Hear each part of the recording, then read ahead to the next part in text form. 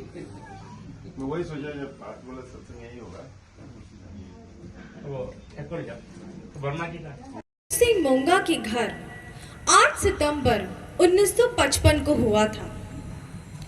गुरुजी के पहले 3 भाई हुए और गुजर गए। उसके बाद श्याम कौर मोंगा ने गुरु नानक देव जी से प्रार्थना करी कि मुझे एक संतान और दें जो जीवित रहे, मैं उसे आपके चरणों में अर्पित कर दूंगी। और इस तरह गुरुजी एक प्रार्थना द्वारा जन्मे और इसीलिए उनका नाम गुरुचरण सिंह रखा गया। 2 अक्टूबर 1982 को मुक्तानंद भगवान ने समाधि लेने के पश्चात 16 दिसंबर की रात में ध्यान में आकर गुरुदेव को अपने अंग से लगाकर शक्तिपात प्रदान किया। तब से लेकर उन्होंने ओमकारेश्वर नर्मदा किनारे व कई अन्य जगह कठोर तपस्या की और 2000 में उन्होंने बाबा की पूर्ण रूप से कृपा प्राप्त करी। विभिन्न जगह होते हुए गुरुजी ने 12 मई 2013 को सिलिकॉन सिटी स्थित आश्रम की स्थापना कराई, जहां पर यदि विनय सागर जी के सानिध्य में निरंतर मानव सेवा के कार्य किए जा रहे हैं, जो कुछ इस प्रकार हैं। प्रत्येक शनिवार नर नारायण भोजन कराया जाता है। समय समय पर गरीब बस्तियों में खाद्य सामग्री का वितरण किया जाता है। प्रत्येक वर्ष 15 अगस्त व 26 जनवरी को गरीब विद्यार्थियों में शिक्षा सामग्री का वितरण किया जाता है। प्रति शनि जयंती को इंदौर शनि मंदिर में दूध व कोल्ड ड्रिंक का वितरण किया जाता है। इंदौर व दलोदा में निःशुल्क होम्योपैथी औषधालय का संचालन 2016 से किया जा रहा है। समय समय पर इंदौर में निःशुल्क स्वास्थ्य परीक्षण, नेत्र परीक्षण, दंत परीक्षण, कैंसर परीक्षण आदि शिविर साल में 2 से 3 बार लगाए जाते हैं। इसी प्रकार दलोदा में भी निःशुल्क स्वास्थ्य परीक्षण आयोजित किया जाता है। स्पर्श चिकित्सा का आयोजन भी इंदौर व दलोदा में किया जा रहा है। गणेशपुरी में भी स्पर्श चिकित्सा शिविर लगाए गए और कोल्हापुर, कलकत्ता, पूना और सूरत में भी निःशुल्क स्पर्श चिकित्सा शिविर आगे लगाए जाएंगे। फरवरी 2024 से निःशुल्क नाड़ी परीक्षण शिविर प्रति माह के दूसरे रविवार को लगाया जाता है। दलोदा में कोविड वैक्सीनेशन भी निःशुल्क कराए गए। यहाँ तक वहां पर निःशुल्क मोतियाबिंद के ऑपरेशन भी कराए गए और जरूरतमंद लोगों को चश्मे वितरित किए गए। इस तरह श्री नित्यानंद बाबा ट्रस्ट लगातार मानव सेवा के कार्य में जुड़ा हुआ है। अब मैं गुरुजी से निवेदन करती हूँ कि वे 2 शब्द कहें।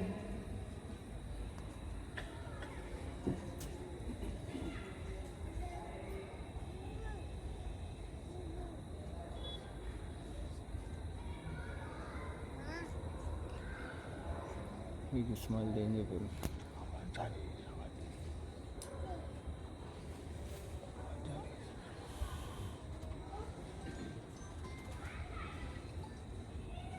अनन्नं ब्रह्मानन्दं ब्रह्मस्वरूपं नीलवर्णं त्रैलोक्यनाथं श्रीगुरुदेवम् ॐ नमो नित्यानन्द।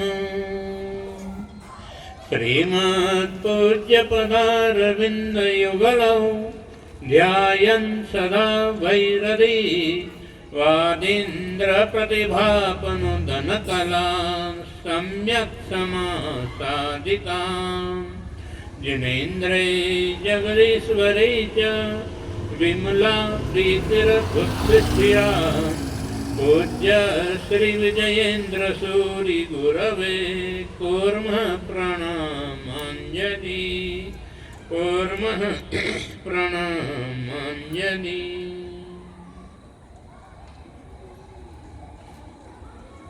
प्रियजनों, आज परम पूज्य गुरुदेव की 12वीं पुण्य तिथि के उपलक्ष्य में आप हम सभी यहाँ पर एकत्रित हुए हैं। आज परम सौभाग्य का है कि निर्वाणी अखाड़े के महामंडलेश्वर जी, नित्यानंद जी, सरस्वती अपने बीच उपस्थित हैं।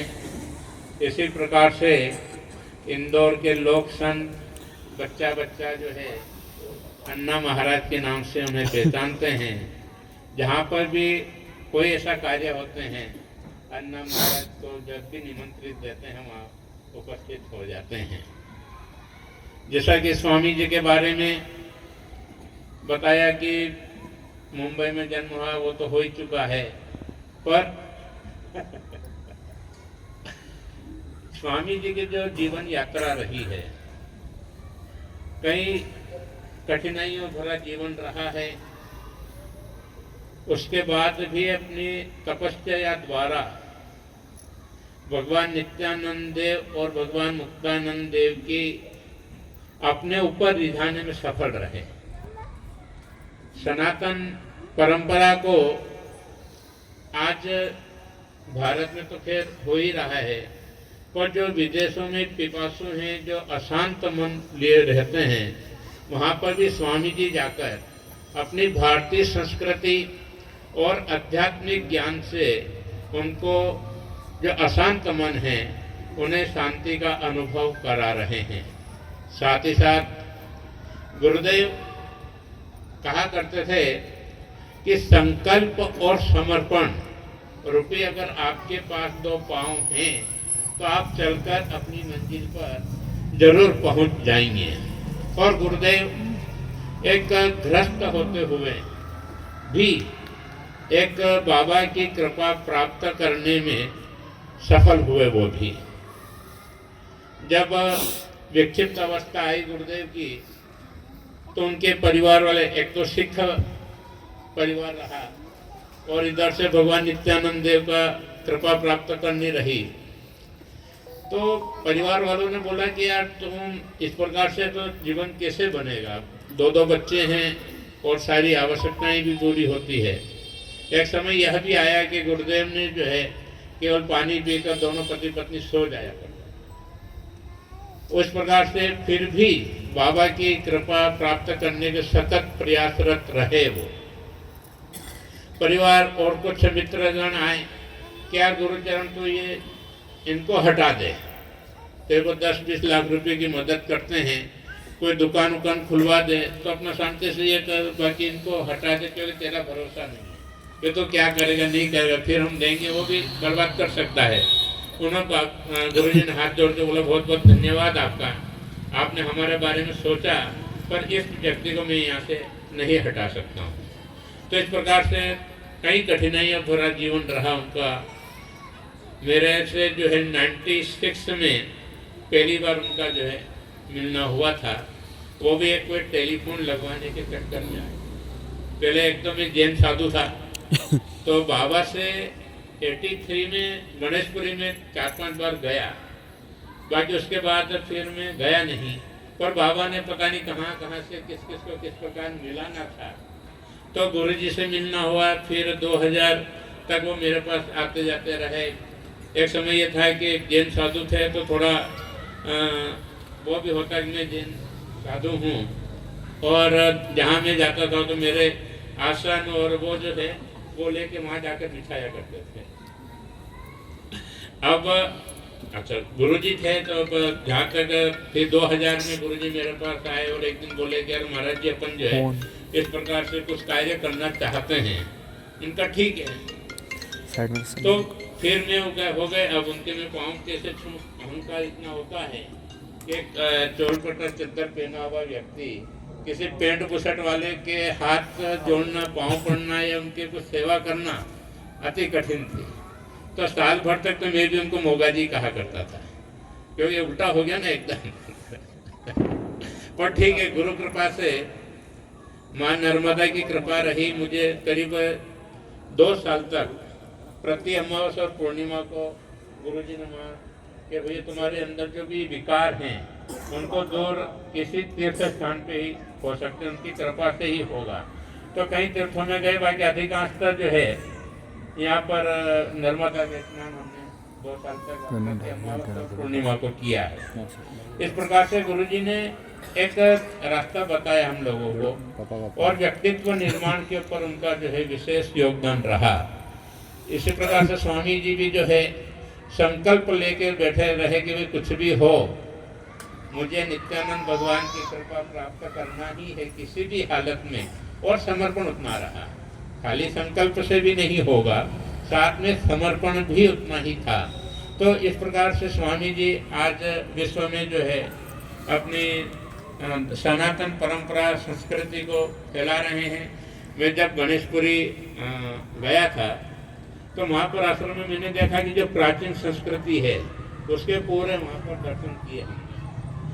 मेन दरवाजा है वो भी पूरी लकड़ी का बनवाया, पुराने समय में जो होता था। अंदर कोई एसी वैसी नहीं लगवाए हैं, पंखा लगाए, ठीक है, आवश्यकता है, लिफ्ट रखा है। बाकी मतलब जो भारतीय संस्कृति में जो होना चाहिए, यज्ञशाला का बताया मुझे, शायद गौतम जी सुने वहाँ पर, उन्होंने बोला कि जो वैदिक परंपरा में यज्ञ वेदी का जो निर्माण होना चाहिए उसी परंपरा मतलब अनुसार जो है वहाँ वेदी और का भी निर्माण कराया गया, और जो यज्ञ वेदी जैसा वैदिक परंपरा में होता है।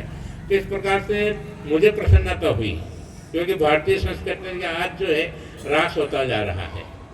अपन भारत वाले जो है इस चीज़ को भूलते जा रहे हैं, और विदेशी लोग जो है अपने भारतीय संस्कृति को अपनाने में गर्व महसूस कर रहे हैं।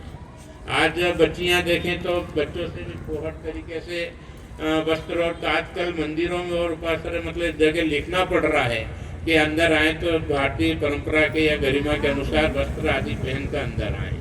तो ये ह्रास होता जा रहा है। अब ये इन सब ह्रास को रोकने के लिए स्वामी जी, अन्ना महाराज जी जैसे संतों की ही आवश्यकता है, जो कि एक जगह जगह जाकर जो धार्मिक प्रवृत्ति है उसके अलग जगा रहे हैं। सनातन परंपरा की अग्रणी ध्वजवाहक हैं स्वामी जी। इस प्रकार से अन्ना महाराज भी जो है इंदौर में राष्ट्रीय स्वयंसेवक संघ से भी जुड़े हुए हैं, साथ ही काफी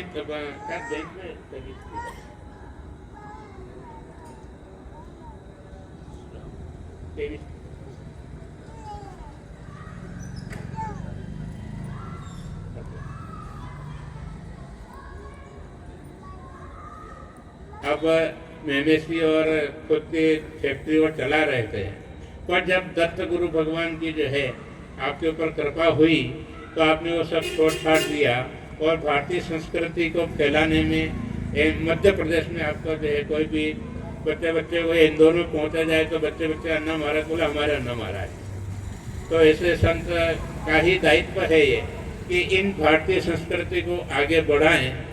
और आज मैं चाहता हूं कि अब सभी लोगों की इच्छा भी है कि स्वामी जी को सुने, अन्ना महाराज को सुने, तो मैं अपने शब्दों को यहीं विराम दूंगा। भगवान नित्यानंद गुरुदेव से प्रार्थना करूंगा कि हम लोगों को सभी को अपनी स्वस्थि मुक्ति साधने का मार्ग प्रशस्त करें। चलना तो अपने को ही है, वो केवल रास्ता बता पाएंगे, और वह हमें और पर कृपा करे कि हम बाबा की कृपा पूर्ण रूप से अपने अंदर प्राप्त कर पाएं। इन्हीं भावों के साथ जय नित्यानंद। कि वे 2 शब्द कहें। अवधूत चिंतन श्री गुरुदेव दत्त सद्गुरुनाथ महाराज की जय। 2 शब्द बोलने को बोला है, 2 शब्द बोल दिए तो विश्राम लेता हूँ। व्यासपीठ पर बैठे हुए महामंडलेश्वर स्वामी नित्यानंद जी, स्वामी जी एवं सभी सनातनी धर्म प्रेमी जनता, आज जिस उद्देश्य को लेकर और जिस संस्कृति को लेकर आज यहाँ पर एकत्र हुए हैं, और जैसे कि पता है कि ध्यान योग केंद्र भी चलता है, अनेक प्रकल्प सामाजिक इस संस्था से चलाए जा रहे हैं। और जहाँ तक नित्यानंद जी का सवाल है, हमने भी एक गुरु गीता प्रकाशित की थी नित्यानंद जी के इस उपलक्ष्य के अंदर। उसकी हमने 5000 प्रतियाँ गुरु गीता की सिंहस्थ से लेकर सब जगह वितरित की है। इसका उल्लेख गुरु चरित्र के अंदर 44 से 48 अध्याय में गुरु गीता का आता है। और मेरे ख्याल से गुरु गीता हर उस साधक ने पढ़ना चाहिए जो गुरु मार्गी हो। उसके अंदर गुरु गीता के अंदर पूरा गुरु का कैसे पालन करना, किस मार्ग पे जाना, कैसे आगे बढ़ना, ये सब गुरु गीता आपको सिखाती है। तो यदि नहीं पढ़ी हो गुरु गीता तो गुरु गीता का अध्ययन जरूर करो, जिससे आपकी साधना बढ़ेगी। और ध्यान का जहाँ तक सवाल है, एक चित्त शक्ति विलास, एक योगी की आत्मकथा, ऐसी 2 किताबें आती है। चित्त शक्ति विलास के अंदर ध्यान की उस पराकाष्ठा को बताया गया है कि ध्यान के अंदर, उसके अंदर जिसकी कथा आती है, उस योगी ने ब्रह्मांड में जाकर जो संत लोग वैकुंठ में गए उनको तक उसने देखा है और उनसे बातचीत करी है, ऐसा उस चित्त शक्ति विलास के अंदर उल्लेख आया हुआ है। तो साधना की जो पराकाष्ठा होती है वो कैसे पहुंचा जाए, इस संत लोगों के माध्यम से ही आप सार्थक कर सकते हो। सिर्फ अपने आप में बैठ गए और साधना करने बैठ गए, उसका लाभ नहीं मिलता है। जब तक गुरु का आशीर्वाद नहीं मिलता है, जब तक आप आगे नहीं बढ़ सकते हो। कोई भी साधना हो, चाहे पढ़ाई हो, आपका कमर्शियल सेक्टर हो या व्यापार हो, आपको एक वर्गस्थ लगता है। हर आदमी के आसपास एक बोरा होता है और वो बोरा खुद का होता है, और उस बोरों के माध्यम से वो एक ऐसे बोरों को भी वो ग्रह करता है जो उसका इष्ट बन जाता है और उसको साध्य करके वो आगे बढ़ता है। आप देखो, आपके इसमें भी आप किसी को ऐसा मानते हो कि नहीं अपन उनके पास चलते हैं, वो अपने को उसका मार्ग बताएंगे, तो वो आपका क्या हो गया, उस समय का वो गुरु हो गया, क्योंकि उसने आपको उस समय मार्गदर्शन दिया हुआ है, तो वो आपका गुरु हो गया। तो गुरु आपको पल पल पर, दत्तात्रेय महाराज ने 24 गुरु किए थे, 24 गुरु किए थे दत्तात्रेय महाराज ने। पर इसका मतलब ये नहीं कि आप अनेक जगह जाके गुरु करते रहो, वो सिर्फ शिक्षा के माध्यम से लिए थे उन्होंने, कि प्रत्येक से कुछ सीखना। ये जीवन बचपन से लेकर आप बुढ़ापे तक देखो, आपको कुछ न कुछ सीखने को मिलेगा। मैं आज भी किसी बच्चे के साथ बैठ जाता हूँ, उससे भी शिक्षा ग्रहण करते रहता हूँ, मेरी आदत है। जहाँ बच्चे बैठे वहाँ भी बैठ जाता है और उनसे भी वार्तालाप करते रहता हूँ और उनसे भी कुछ लेते रहता हूँ। तो यह जो जीवन की जो यात्रा है, जो बचपन से लेकर बुढ़ापे तक चलती है, हर समय आपको कुछ न कुछ सीख देती रहती है। आपके पास बैठा हुआ व्यक्ति वो भी आपको कुछ सीख देता है। और वो कैसे सीख देता है आपको, यहाँ जब बैठे हो आप लोग, आपके पास वाला व्यक्ति भी आपको सीख दे रहा होगा। आप सीधे नहीं बैठे हो, टकरा रहोगे तो क्या होगा, ये खसक जाओगे, नहीं अपन खसक जाओ, ये क्या हुई, वो तात्पुरती सीख हो गई आपकी। कि नहीं, उस समय आपने सीखा कि मेरे को आसपास बैठे हुए उनसे कैसे सीखना है। तो सीखने की ललक हमेशा जागृत रखो और वही आपको दिशा देगी और वही आपको आगे बढ़ाएगी। यदि आपका अंदर का प्राण मन मर गया है तो मान के चलो कि आपका जीवन खत्म हो गया है। हमेशा ललक रखो सीखने की। एक बुढ़ापे में भी आदमी, अभी मैंने कुछ दिन पेपर पढ़ा था कि एक बुढ़ापे में आदमी ने मेरे ख्याल से 82 ईयर्स का तो एमए किया उसने, 82 साल के अंदर वो एमए करा। तो अंदर सीखने की ललक तो थी उसके अंदर, तो वो ललक को हमेशा जागृत रखो और यही जागृत अवस्था आपको उस भगवान तक ले जाती है, आपके इष्ट तक ले जाती है। भगवान कोई आपको ऐसा आके यूँ नहीं करता कि मैं आ गया हूँ और ये लो, वो गुरु के माध्यम से आपके पास पहुँचने का प्रयत्न करता है। आप लोगों को एक प्रश्न बड़ा उत्पन्न होता होगा कि दीक्षा क्यों लेना चाहिए, क्यों लेना चाहिए दीक्षा।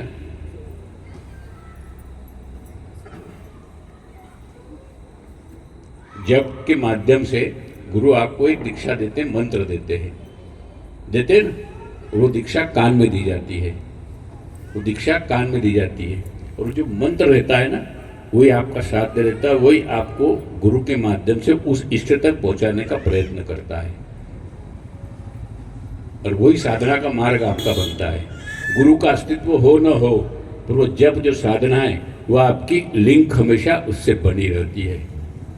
कई साधक आते ऐसा बोलते हैं कि महाराज जी हमारे गुरु तो ब्रह्मलीन हो गए, अब हमको दूसरा गुरु करना है। क्यों करना है? इसका मतलब आपने अपने गुरु पे विश्वास नहीं रखा। उसने जो जप दिया है आपको, वो जप ही आपके और उसके बीच का माध्यम है। नित्य आप उससे जुड़े हुए रहते हो। आपकी लिंक उस जप के माध्यम से उनसे जुड़ी हुई रहती है। इसलिए जीवन में एक चीज ध्यान रखो कि गुरु एक ही होता है। आप शिक्षा के माध्यम से अनेक गुरु कर सकते हो, पर जीवन में एक ही गुरु होता है। आप कहीं भी जाओ, यदि आपने 2-3 गुरु किए हुए हो और जो पहला गुरु आपका है, आप कहीं भी बैठोगे तो आपको सबसे पहले आपके जहन में वही गुरु आएगा जिसने आपने पहले दीक्षा ली है। दूसरा गुरु आप भूल जाओगे। वो सिर्फ आप अपने साध्य के लिए, काम पूर्ति के लिए दूसरे गुरु को आप साध्य कर रहे हो। आपके मन में वो पहला गुरु हमेशा विद्यमान रहता है। इसलिए कोई भटको मत, अपने मार्ग से कभी भी मत भटको। यदि एक गुरु किया तो एक निष्ठ उसके होके रहो। पर्दे के पीछे कभी झांकने का प्रयत्न मत करो। आपके पर्दे के पीछे भी अनेक चीजें होगी, पर पर्दे के पीछे कभी मत झांको। हमेशा गुरु क्या सीख दे रहे हैं, क्या बोलने का विचार कर रहे हैं, वो किस मार्ग पे जा रहे हैं, अपने को उनसे क्या लेना चाहिए, ये सीखने का प्रयत्न करो। अधिक से अधिक नजदीक रहने का प्रयत्न करो, उन्होंने दिए हुए मार्ग पर चलने का प्रयत्न करो। यही आपको उच्चतम ऊंचाई तक ले जाता है। मैं भी सांसारिक हूँ, मेरे भी 2 बच्चे, एक लड़की एक लड़की है। भगवान का लड़का बाहर है, लड़की नेवासा जहाँ पे गुरु गीता ये ज्ञानेश्वरी लिखी गई है उस परिवार में दी गई है। मैं भी संस्कार करता हूँ, मैंने भी अपना कारखाना चलाया हुआ है, मैंने भी शिक्षा ग्रहण की है, पर मेरे गुरु जो थे वो मुझको आज यहाँ तक लेके आए। मेरे को जिस मार्ग पे लगाया मेरे गुरु ने ही लगाया इस मार्ग पर। तो गुरु को कभी छोड़ो मत, ये ध्यान रखो। वो मार्ग तुम्हारा हमेशा प्रशस्त करते रहेंगे। जब भी कठिनाई आए आप गुरु को याद करो, बराबर आपको मार्ग बराबर मिलेगा। कुछ न कुछ आपके जहन के, आपके विचार में ऐसा सात्विक विचार आएगा जो आपको उस पार तक ले जाके छोड़ देगा। आप सब संसारिक लोग होंगे, अब एक दूसरे तरफ अपन डाइवर्ट होते थोड़ा सा। आप सब महिलाएं बैठी हुई है, मातृशक्तियाँ बैठी हुई है। एक चीज मेरे को बताओ कि जितनी मातृशक्तियाँ हो गई है, महाभारत काल से लेकर रामायण से लेकर सब जगह आप घूम लो, सबसे श्रेष्ठ किसको मानते हो?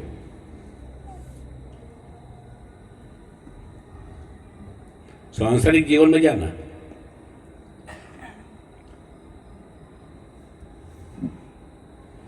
रामायण में जाओगे तो सीता दिखेगी, और इधर आध्यात्म में जाओगे तो मीराबाई सामने आ जाएगी।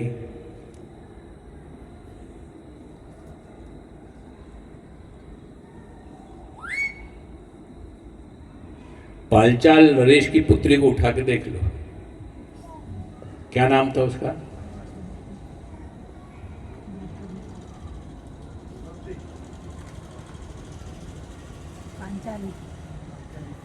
पांचाली, जो कि किसकी पत्नी थी? धृतराष्ट्र की पत्नी। क्या नाम था उनका? जिसने गांधारी, जिसने आंखों पे पट्टी बांधी थी। अब क्यों बांधी थी आंखों पे पट्टी?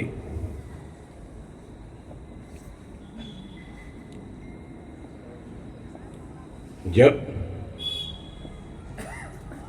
धृतराष्ट्र के ओर से, इंद्रप्रस्थ की ओर से, कुरुवंश की ओर से जब विवाह का प्रस्ताव गया धृतराष्ट्र के लिए, तो पांचाल नरेश जो थे गांधारी के पिता, उनको ये चिंता हुई कि धृतराष्ट्र अंधत्व को प्राप्त है और मेरी पुत्री को मैं उनके साथ कैसे विवाह दूं। किसी भी पिता के लिए एक बहुत बड़ा ये प्रश्न होता है कि कैसे मैं अपनी पुत्री का हाथ एक ऐसे युवराज के हाथ में दे दूं जो दृष्टिहीन है। उस समय क्या स्थिति रही होगी, कल्पना करो कि उस पिता की क्या स्थिति रही होगी कि मेरी पुत्री का हाथ में कैसे उसको दे दूं। पर जो रहती ना ताकत, वो ताकत उस समय इतनी थी कि उनको ना करना भी उनके लिए कठिन था। कि यदि ना करते हैं तो युद्ध करके मेरा अस्तित्व समाप्त कर देंगे, वो मेरे देश को जीत लेंगे वो लोग। तो उनके लिए ना करना भी कठिन था और हाँ करना भी कठिन था। उस समय क्या किया होगा बताओ मेरे को आप? उस समय वो अपने महल के अंदर रात के अंदर भी जग के घूम रहे थे और गांधारी ऊपर से देख रही थी कि आज पिता चिंतित है और सो नहीं रहे हैं और महल के अंदर घूम रहे हैं। ये कौन अपने संसार के अंदर कौन जज कर सकता है, मेरे को बता। एक बेटी, एक पुत्री, वो ही पिता का दर्द समझ सकती है। ये निर्विवाद सत्य है, आप उठा के देख लो आपके जीवन के अंदर। जब पिता दुखी होता है ना, तो बेटी चेहरे से भाप लेती है कि आज पिता दुखी है। और वही गांधारी ने महसूस किया कि आज पिता को कहीं तो भी दर्द है। उसने अपने पिताजी से पूछा, गांधार नरेश से, कि आज क्या बात है, कि आप बहुत दुखी दिख रहे हो। तो उन्होंने बताया कि बेटी कुछ नहीं, कुछ तो भी कारण है, आप बहुत दुखी हो। जब उन्होंने व्यक्त किया तो उस बेटी ने पिता के दर्द को समझकर सह स्वीकार किया कि पिताजी आप दुख मत करो, मैं जीवंत भर ये प्रण लेती हूँ कि मैं भी उनके साथ आंखों में पट्टी बांधकर उनका पतित्व स्वीकार करती हूँ और जीवंत भर ऐसे रहूंगी। वो श्रेष्ठ पत्नी कहलाई कि नहीं? है कोई उदाहरण ऐसा आज जीवन में? आपको नहीं मिलेगा ऐसा कोई भी उदाहरण। आज के परिवेश में वो उदाहरण बहुत सार्थक होना चाहिए और करना चाहिए। आज जो संस्कृति चल रही है, अपन देख रहे हैं, बहुत विचारणीय है। उस पर सब ने विचार करना चाहिए कि किस दिशा के अंदर जा रहा है। दिशा भटक गई है, उसको वापस अपन ही ला सकते हैं। और एक घर की जो स्त्री होती है ना, तीनों अवस्थाओं में कल्याणकारी होती है। बाल्यावस्था ले लो, मध्यावस्था ले लो, बुढ़ापा ले लो, तीनों अवस्था में कल्याणकारी है। और ये संसार जो है, कली गुप्ता नवरात्र समाप्त हुई है। पूरा जग जो है मात्र शक्ति के बिना यह अस्तित्व स्वीकार नहीं किया जा सकता इस जग का। इसलिए उसको पूजनीय है वो, इसलिए उसको कभी भी किसी भी अवस्था के अंदर तकलीफ मत दो। शब्दों से तो मत दो, कम से कम शब्द बाण ऐसे रहते जीवंत भर अंदर तक जाते हैं और वो आपका पीछा नहीं छोड़ते। और माँ लक्ष्मी आपके घर की, उसको कभी भी दुख मत दो। मैं ये इसलिए बोल रहा हूँ कि जो अवस्था चल रही है, जो देख रहे हैं अपन, उस अवस्था को लेकर मैं बोलने का प्रयत्न कर रहा हूँ। उस दर्द को समझो। प्रत्येक समाज, प्रत्येक संत उस दिशा में काम कर रहा है कि कैसे संसार को, कुटुंब नियोजन को बांध के रखा जाए। आज के परिवेश में कुटुंब नियोजन की बहुत आवश्यकता है। सब परिवार टूट रहे हैं, उसको जोड़ने का प्रयत्न करो। गुरु मार्ग पे चलो और ऐसे मार्ग को अपनाओ जो कि आपको आध्यात्मिक दृष्टि से, संसार के अंदर पैसा गौण है, आपको बता दूं, पैसा आपके लिए गौण है। संसार के अंदर परिवार सबसे पहला है। परिवार है तो सब है, परिवार टूटा तो कुछ भी नहीं है। इसलिए कुटुंब नियोजन की ओर ध्यान दो और सतत प्रयत्न करते रहो। मेरे को बुलाया, इसलिए आप लोगों को साधुवाद देता हूँ मैं। और स्वामी जी के दर्शन हुए, जो इतना अच्छा काम कर रहे हैं। मार्ग पर चलकर, गुरु मार्ग पर चलकर अपने को साध्य करो। सद्गुरुनाथ महाराज की जय। धन्यवाद गुरुजी। अब मैं स्वामी जी से निवेदन करती हूँ कि वे आशीर्वचन प्रदान करें।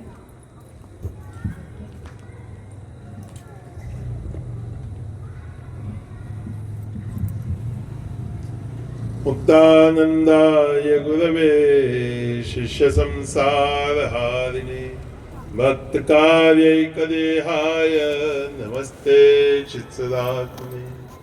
ओम नमः शिवाय गुरवे सच्चिदानंदमूर्तये निष्प्रपंचाय शांताय निरालंबाय तेजसे।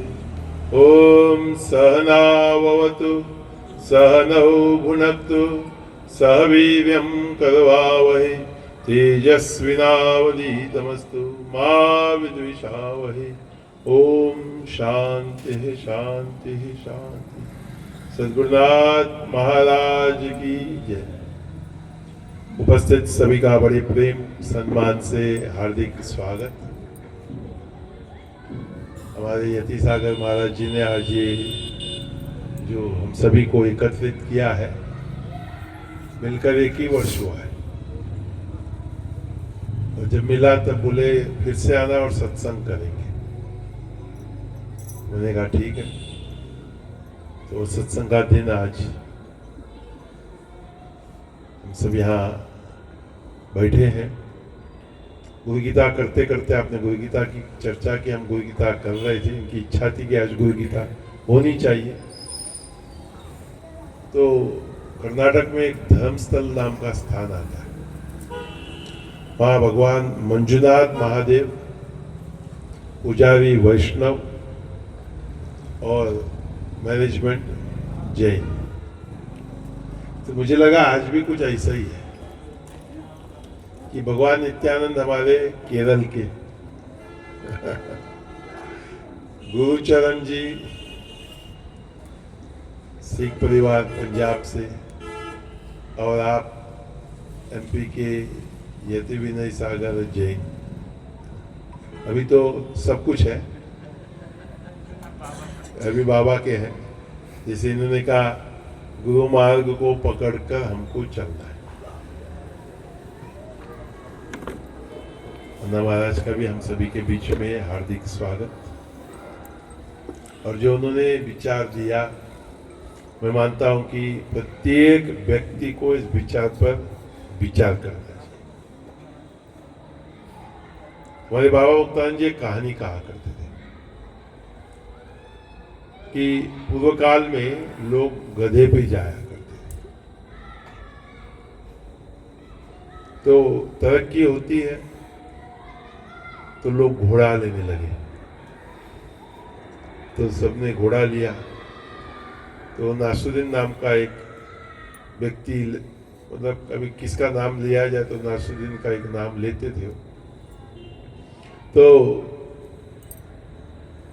बोले कि नासुद्दीन ने सोचा सब घोड़ा ले रहे हैं तो मैं भी घोड़ा लूं। घोड़ा लिया। वे गधे पे बैठकर, आदत थी कि गधे को 2-4 लात मारो, चाबुक मारो, फिर वो गधा चलता। तो घोड़े को भी उसने ऐसे किया, 2-4 लात और चाबुक मारा, घोड़ा दौड़ने लगा। तभी वो गधे पे आराम से बैठा करता था, आराम से घोड़ा गधा चलता था।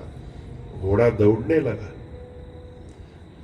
घोड़ा दौड़ने लगा, ये गिरने लगे तो उसने अपने आप को घोड़े के गले में लपेट लिया। बाजार से जब जा रहा था, कोई परिचित व्यक्ति ने देखा कि ये नासुद्दीन घोड़े के गले में लटका हुआ कहाँ जा रहा है। तो पूछा, बोले नासुद्दीन कहाँ जा रहे हो? अरे बोले जहां घोड़ा जा रहा है वहां मैं जा रहा हूं। मतलब घोड़ा दौड़ रहा है ना, घोड़ा जहां दौड़ रहा है उस दौड़ में मैं अपने आप को बचाने के लटका हुआ हूं। जहां घोड़ा जा रहा है मैं जा रहा हूं। तो बाबा जी अंग्रेजी में कहा करते थे। यूएस में उन्होंने पहली बार एक कथा कहा तो इंग्लिश में लिख के लाए थे, don't ask me, ask the horse. मुझसे मत पूछो, घोड़े से पूछो कहां जा रहे हो। फिर बाबा जी जो आपने विचार दिया कि मैं अगर आप सभी से पूछूं कि आप कहां जा रहे हो, किस दिशा में आपका जीवन जा रहा है, तो आप बोलोगे कि don't ask me, ask the society. मुझसे मत पूछो, समाज से पूछो जहां समाज जा रहा है। और आज के युग में हम कहे तो इंस्टाग्राम, फेसबुक, यूट्यूब, जहां वो जा रहा है वहां मैं जा रहा हूं। पता कुछ नहीं है मुझे, जानता मैं कुछ नहीं हूं। हमारे उपनिषद में आता है, अंधेन नियमाना अंधा। अंधा है तो जा रहा है, उसके पीछे बाकी सब अंधे जा रहे हैं। कबीर साहब का एक भजन हमारे मगोद आश्रम में हमारे बच्चों को मैंने 2 लाइन सिखा के रखा है। मैं के ही समझाऊं सब जग अंधा, एक दुई हुई तो उन्हें समझाऊं, एक दुई हुई तो उन्हें समझाऊं, मैं के ही समझाऊं सब जग अंधा। किसको किसको समझाऊं मैं? इस समस्या हम सबको आती है। मंच पे तो हम बोलते हैं, फिर लोग कभी आकर पूछते हैं, आपने वो मेरे लिए कहा? आपने वो मेरे लिए नहीं कहा ना। हमें बाबा मुक्तानंद जी कभी कभी हम लोग, कुछ लोग खड़े होते थे, कुछ बोलते थे, तो हर एक को लगता था इसके लिए बोला, ये इसके लिए बोला, मेरे लिए बोला, ऐसा हम कभी नहीं सोचते कि मैं तो बहुत अच्छा हूँ ना, मैं तो गुरु भक्त हूँ, गुरु सेवक हूँ, गुरु के साथ रहता हूँ। हमेशा ही व्यक्ति ये सोचता है कि वो जैसे ठीक हो जाएगा ना, बाकी सब ठीक हो जाएगा। कभी हम सोचे ना कि मैं भी तो ठीक हो जाऊं,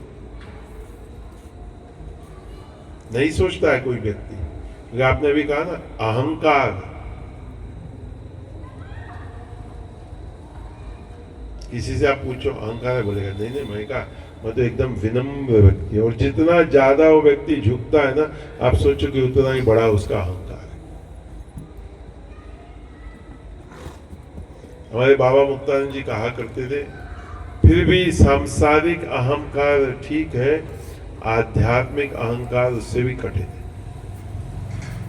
क्योंकि उसको होता है ना, मैं सुबह उठता हूं, आप जितने भी अधिकांश लोगों से पूछोगे 3:30 बजे उठ जाता हूं, नहा धो लेता हूं, पूजा करता हूं, पाठ करता हूं, ध्यान करता हूं, जप करता हूं। लेकिन कोई साधारण बच्चा कभी पूछता है तो ये आदमी सुधरा क्यों नहीं, ये आदमी, इस व्यक्ति में परिवर्तन क्यों नहीं आया? अगर ये इतना सब करता है, इतना सब कुछ है, तो इसमें अहंकार क्यों, इसमें घमंड क्यों, इसमें ये सब बातें क्यों? मैंने कहा तेरा प्रश्न तो ठीक है, जो पूछ रहे हो उत्तम है, वैलिड है, लेकिन उसको कौन समझाए, उसको कौन बताए कि तुम्हारे घमंड है, तुम्हारा अहंकार है? क्योंकि जब तक, दोपहर को मैंने कहा कि इस मन को अगर हम ठीक नहीं करते हैं ना, मनैव मनुष्याणाम कारणम बंध मोक्षयो, मेरा बंधन का भी कारण मेरा ही मन है, मेरा मोक्ष का कारण भी मेरा ही मन है। राज जो ये हम विचलित समाज की बात करते हैं ना, दिशाहीन समाज की बात करते हैं, तो हम देखेंगे सबको सब कुछ पता है। कोई ऐसा नहीं मिला मुझे जो नहीं जानता है या नहीं समझता है कि विचलित हो गए हम, भटक गए हम। इस अंग्रेजी में बोलते हैं ना, but who will bell the cat, सभी चूहे हैं, कौन उस बिल्ली के गले में घंटी बांधेगा? कौन उस व्यक्ति को बताएगा कि ये गलत हो रहा है? और जैसे आप उसको बोल दो या समझा दो या कुछ थोड़ा सा सुझाव दो, उसका अहंकार होता है। इसके लिए गुरुचरण महाराज की बात की तो तुकाराम महाराज का एक अभंग याद आया, गुरु चरणी ठेविता भाव, आपो आप भेटे देव, म्हणून गुरुसी भजावे, स्वाध्यानासी आनावे, देव गुरुपासी आहे, वारंवार सांगू काय, तुका म्हणे गुरु भजनी, देव भेटे शनिवनी। हम सब जितने भी यहाँ बैठे हैं, मैं मानता हूँ गुरु को मानते हैं। गुरु चरणी ठेविता भाव, प्रणाम करना भी कितना कठिन है। आप किसी को बोलो प्रणाम कर, वो आपको देखता है क्या प्रणाम करो। मध्य प्रदेश का तो नहीं पता है, उत्तर भारत में बाया हाथ बाया घुटने को लगाते हैं। जिसको आप बोलो प्रणाम करो, पैर छुओ, बाया हाथ बाया घुटने, ये अब तक मुझे नहीं समझा इसका रहस्य क्या है, बाया हाथ बाया घुटना। वो भी ऊपर देखता है जब प्रणाम करता है। तो फिर जो गृहस्थ होता है या जो अन्य होता है, बोलते नहीं बेटा देने देना, कोई बात नहीं, कोई बात नहीं। वो भी बोलता है ठीक है, मतलब हाथ लगने जा ही रहा है, वो बोलता है ठीक है, तो हम हटा लेते हैं। मैं सभी से कहता हूँ उससे अच्छा हाथ जोड़ो, नमस्ते करो, कम से कम एक विधिवत प्रणाम हो जाता है ना। झुकना नहीं होता है, नीचे नहीं जा सकते हो, हाथ जोड़ो, मेरे अंतर में जो राम है, तुम्हारे अंतर में जो राम है, ये राम उस राम को प्रणाम करता है। और वो तो सहज है ना, कुछ करने की आवश्यकता नहीं, उल्टा सामने वाले को भी हाथ जोड़ना पड़ेगा। हम कितना शर्माते हैं। हम अंग्रेजी हो गई, जैसे आपने कहा ना कि हाय गाइस, अभी हाय, अपने हिंदी में हाय का क्या हो गया? जब कुछ दुख दर्द होता है तब हम कहते हैं हाय हाय, अंग्रेजी में उसका हाय हो गया। गाय मतलब अपने यहाँ गौ हो गई, हमने इंसान को गौ बना दिया, हाय गाइस। सोचते नहीं, हम पूछते नहीं अपने आप से, कहाँ गया नमस्ते, कहाँ गया नमस्कार, कहाँ गया प्रणाम? कितना सभ्य है। कोविड ने हमको सबको ही सिखा दिया था, लेकिन हम फिर से भूल गए। कोविड बहुत अच्छा था। कोविड में हम छूते नहीं थे एक दूसरे को, हम दूर से कहते थे प्रणाम, आप उधर ही खड़े रहो, मैं भी इधर ही खड़ा हूं, आप छींक दोगे कहीं आपके कई कीटाणु मुझ में ना आ जाए। बहुत सूक्ष्म सूक्ष्म बातें हैं जो आपने अभी बात रखी ना, जिसका परिवर्तन हम सबके घरों में हो रहा है। जूते पहन के घर में हम घूमते हैं, लोग बोलते कोई बात नहीं आ जाओ, लेकिन इसके पीछे भी एक विज्ञान है ना। आप बाहर कहाँ कहाँ से घूम करके आए हो। पूर्व काल घरों में घड़ा रखा जाता था, आपके पैर धोने पड़ते थे घर के अंदर आने से पहले, और बाहर से अगर आप घूम करके आए तो माता कहती थी जाकर कपड़े बदल दो, घर के कपड़े घर के लिए। मतलब पूजा अपना प्रारंभ होता है अपवित्र पवित्रो वा सर्वांगस्तोपि वा सर्वास्त्र अंगोपि वा यत् स्मरेत् पुंडरीकाक्षं स्वभाव्याय अंतरशुचि। कि हम कहीं से आए हैं, किससे मिल के आए, क्या क्या छू के आए, तो उस अपवित्र को पहले पवित्र करना है और सभी अंगों को शुचि करना है, पवित्र करना है। हम उस भगवान को स्मरण करते हुए, नारायण को स्मरण करते हुए प्रार्थना करते कि मेरा सब कुछ जो है पवित्र हो जाए। पंडित जी जल देते कि जल छिड़क। पुराने काल में नदी का जल हुआ करता था, शुद्ध जल हुआ करता था, वो भी आजकल मुश्किल हो गया, कठिन हो गया। हम क्या पी रहे हमको नहीं पता है, हम क्या खा रहे हमको नहीं पता है, हम क्या श्वास ले रहे हमको नहीं पता है। जिससे मिलो वो कहता है मैं बीमार हूँ, मैं अस्वस्थ हूँ, मुझसे न श्वास लिया जा रहा है, न मुझसे चलाया जा रहा है, न मुझसे खाया जा रहा है, क्या हो रहा है। और संत जन शास्त्र हमको एक संयम का जीवन जीने को कह रहे हैं, और वो संयम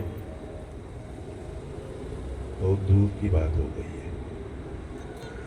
तो जब हम अवधूत भगवान नित्यानंद जी के शरण में रहते हैं तो मैं लोगों से इतना ही कहूँगा कि उनकी बातों को सुनो, उनकी बातों को समझो। सत्संग जब होता है उसकी चर्चा करो, उसके ऊपर विचार करो। और जो आपने अभी कहा कि गुरु गीता के माध्यम से सदगुरु का जो वर्णन किया गया, मैं भी ये कहता हूँ लोगों से, एक ही सदगुरु का आप समझना तो बहुत है, और उस एक सदगुरु को समझते समझते समझते जीवन निकल जाता है। फिर भी कभी लगता है कि कितना थोड़ा हमने उनको समझा, कितना थोड़ा हमने उस महापुरुष को समझा, क्योंकि वो विशाल है, विराट है। और हम चाहते हैं कि मैं अपने इस संकुचित मन से उस विशाल विराट महापुरुष को समझूं। उदाहरण इतना ही दूंगा आपको। समुद्र में जाओ, सागर में जाओ, एक लोटा लेके जाओ तो लोटे में जल आएगा। अब फिर उस जल में आप खोजो कि इसमें मछली का है। समुद्र में मछली रहती है, मछली का है नहीं है मछली, क्योंकि आपने कुछ जल का अंश ही लिया है। तो वो मछली, जैसे कबीर साहब कहते हैं, जल विच कुंभ, कुंभ विच जल। अगर मैं चाहूं तो मुझे उस लोटे को समुद्र में डाल देना पड़ेगा। लोटा मतलब ये देह, ये शरीर। समुद्र मतलब वो चैतन्य सागर में, चेतना सागर में।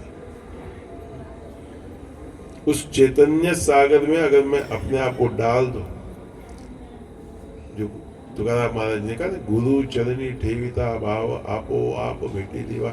उनके चरण में शरणागत हो जाओ, आपो आप भेटी देवा। कहीं भी कुछ भी करने की आवश्यकता नहीं।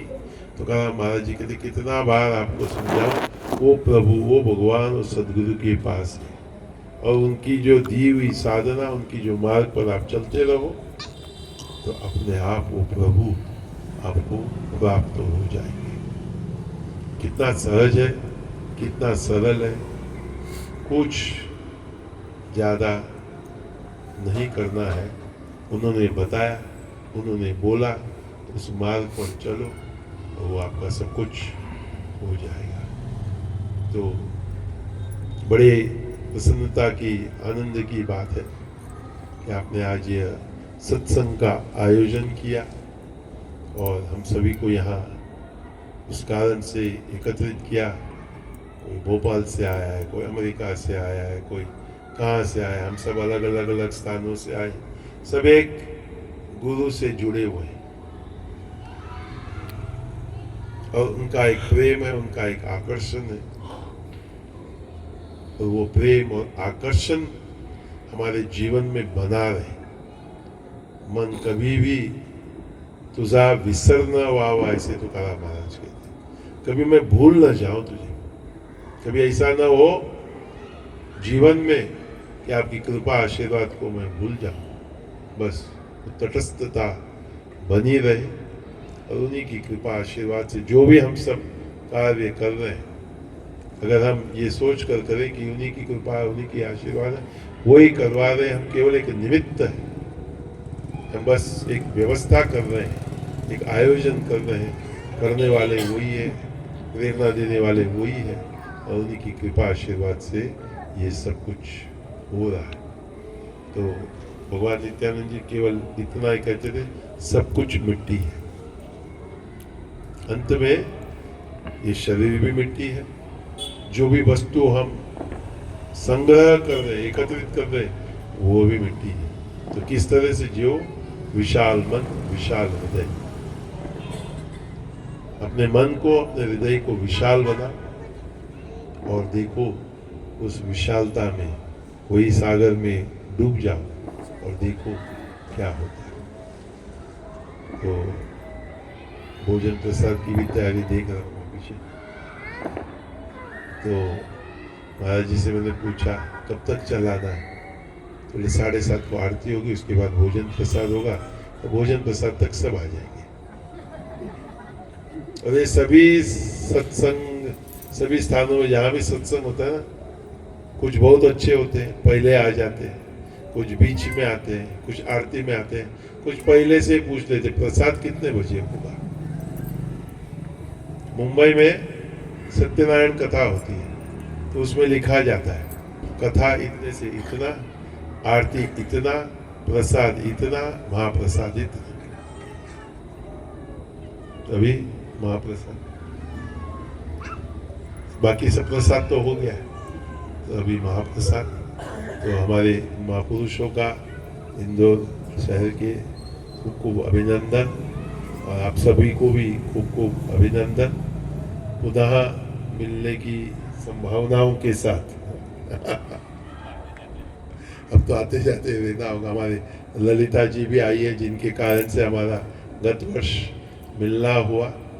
ललिता जी ने भी आज कईयों से मिलाया, उन्होंने कहा घर आना, मैंने कहा मैं आ नहीं सकता हूँ कि वहाँ से पूरा हुआ, यहाँ आना था। तो बोले ठीक है फिर अगली बार आना, तो बोले अगली बार पक्का। तो मैंने कहा ललिता जी से आप ऐसे बंधन में डाल रहे हो, तो प्रेम है सदगुरु का, वो प्रेम बना रहे। इतने ही कहते हुए अपनी वाणी को विराम देता हूँ। सदगुरुनाथ महाराज की जय। धन्यवाद स्वामी जी। मैं आशा करती हूँ कि आपका मार्गदर्शन हमें ऐसे ही मिलता रहे।